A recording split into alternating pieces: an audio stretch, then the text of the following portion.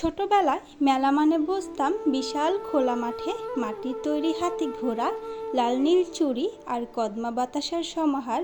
সেই ছবিটাই মনের মধ্যে আজও গেঁথে আছে। তাই আজও মেলায় গিয়ে ছোটবেলার সেই অনুভূতিগুলিকে খুঁজে পাওয়ার চেষ্টা করি। নাগরিক কোলাহল আর ব্যস্ততার জন্য গ্রাম্য মেলায় এখন আর যাওয়া হয় না। এই ইট পাথরের শহরে ছোট্ট এক টুকরো খালি জায়গায় একটা সাপ্তাহিক মেলা হয়, তাই ছেলে মেয়েকে নিয়ে মেলায় চলে গেলাম।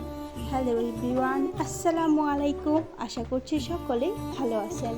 আলহামদুলিল্লাহ, আল্লাহর রহমতে আমরাও ভালো আছি। ছোটবেলায় যখনই শুনতাম কোথাও মেলা হবে, ওই মেলায় যাওয়ার জন্য মায়ের কাছে যে কত বায়না ধরতাম আর কত কান্নাকাটি করতাম, সেই স্মৃতিগুলো এখন অনেক মনে পড়ে। ঠিক আমার মতনই আমার মেয়েটাও বায়না ধরলো আজকে মেলায় যাবে। আমার মেয়ে সাপ্তাহিক দিনগুলোকে গুনতে থাকে, কবে বৃহস্পতিবার হবে সে মেলায় যাবে। এই মেলাটা আগে অন্য জায়গায় বসতো, সেই জায়গাটা আমাদের বাসা থেকে অনেকটাই কাছে ছিল, কিন্তু 5ই আগস্টের পর থেকে এই মেলাটা ওইখান থেকে সরে গিয়ে অন্য জায়গায় বসে। এই জায়গাটা আমাদের বাসা থেকে অনেকটাই দূরে।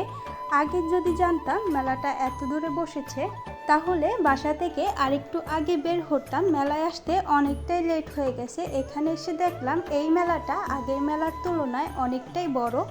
আগের মেলাটা অনেক ছোট করে বসতো, কিন্তু এই মেলাটা অনেকটাই বড় ছিল আর এখানে অনেক মানুষের ভিড় ছিল। এই মেলাতে সাংসারিক জিনিসপত্র থেকে শুরু করে বাচ্চাদের কাপড় চোপড়, বড় মানুষের কাপড় চোপড় সব কিছুই পাওয়া যায়। এমন কোনো জিনিস নেই যেটা এখানে না পাওয়া যায়। এখানে আসলে আর মার্কেটে যাওয়ার প্রয়োজন পড়ে না, এখান থেকেই সব কিছু কিনে নেওয়া যায়। আগে একটা সময় ছিল মেলায় গিয়ে নিজের জন্যই শুধু কেনাকাটা করতাম, কোনটা কিনলে বেশি ভালো হবে, কোন জিনিসটা আমার নেই সেই জিনিসটাই কিনতাম। কিন্তু এখন বাচ্চা হওয়ার পর থেকে ছেলের জন্য কি কিনবো, মেয়ের জন্য কি কিনবো সেটাই ভাবতে থাকি। কেনাকাটাটা তাদের জন্যই করা হয়, নিজের জন্য আর তেমন কিছু কেনা হয় না। আজকেও একই অবস্থা, মেলায় গিয়ে ছেলে মেয়ের জন্য কেনাকাটা করলাম, কিন্তু নিজের জন্য কিছুই কেনাকাটা করিনি। আসলে প্রয়োজন পড়ে নাই তাই কেনাকাটা করিনি। যখন আমার যে জিনিসটা প্রয়োজন হয় আমি তখন সেটা কিনি, প্রয়োজন ছাড়া আমি কোনো কিছু কিনে ঘরে রাখি না।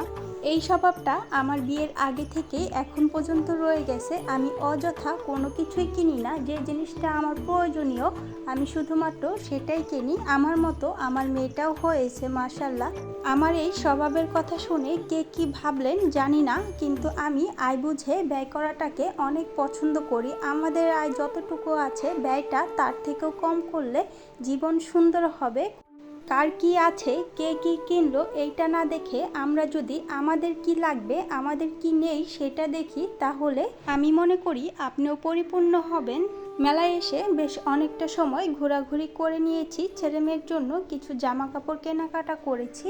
মেয়েটাকে জিজ্ঞেস করছিলাম সে কি কিনবে। আমার মেয়ে মুখ দিয়ে বেরই করতে পারছিল না সে কি কিনবে। তারপর তাকে কিছু জিনিস খাইয়ে নিলাম। সে আইসক্রিম খেতে চেয়েছিল, আইসক্রিম খাইয়েছি। এখানে মিষ্টি দেখে মেয়েটা বলল সে মিষ্টি খাবে। আমার মেয়ে তো এমনিতে মিষ্টি একদমই পছন্দ করে না, আজকে সে যেহেতু বলল মিষ্টি খাবে তাই তাকে মিষ্টি কিনে দিলাম। আর ফুচকাটা খেতে চেয়েছিল, ফুচকার দোকানে অনেকটাই ভিড় থাকার কারণে আজকে তাকে ফুচকা খাওয়ানো হয়নি, পর একদিন খাওয়াবো। তারপর মেলা থেকে বের হয়ে গেলাম। আজকে মেলা থেকে যেতে সন্ধ্যা হয়ে গিয়েছিল, আসলে মেলাটা অনেকটাই দূর ছিল। যাওয়ার পথে আমার মেয়ে বাসার জন্য নুডলস কিনে নিয়ে গেল। সে নুডলস খেতে অনেক পছন্দ করে, তাই তাকে নুডলস কিনে দিলাম। এই যে বাসায় চলে এসেছি। আসার পর দুই ভাই বোন তাদের জিনিসপত্রগুলো খুলে দেখছিল। মিষ্টি বের করে আমার মেয়েটা আমাকে মিষ্টি খেতে বলছিল, কিন্তু আমি মিষ্টি খেতে একদমই পছন্দ করি না। তারা দুই ভাই বোন মিলে তাদের খাবারগুলোকে খাচ্ছিল।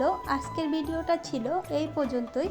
আশা করছি ভিডিওটা আপনাদের কাছে ভালো লেগেছে। ভিডিওটি যদি ভালো লেগে থাকে ভিডিওতে একটি লাইক দিয়ে দিবেন, আর আমার চ্যানেলে যদি নতুন হয়ে থাকেন চ্যানেলটিকে সাবস্ক্রাইব করে দিবেন। সবাই ভালো থাকবেন, আমার পরিবারের জন্য দোয়া করবেন। আল্লাহ হাফেজ।